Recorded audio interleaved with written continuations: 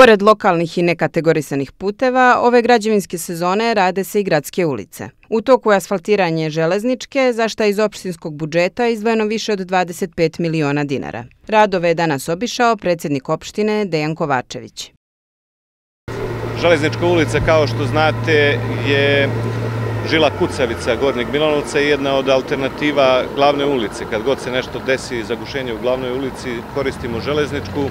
Bila je u jako lošem stanju, ove godine smo se odlučili da je obnovimo. Ono što je značajno jeste da smo uradili polovinu ulice, da ćemo drugu polovinu, u stvari manje od polovine je ostalo, da ćemo to uraditi u sledećoj godini kako bi sastavili sa glavnom ulicom i da dobijemo jedan ceo prsten.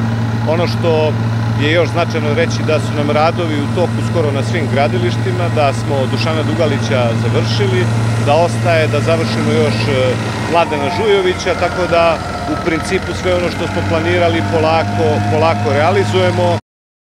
Kovačević je ovom prilikom najavio da će u narednih par dana biti gotova i projektna dokumentacija za izgradnju kružnog toka i rekonstrukciju Takovske ulice.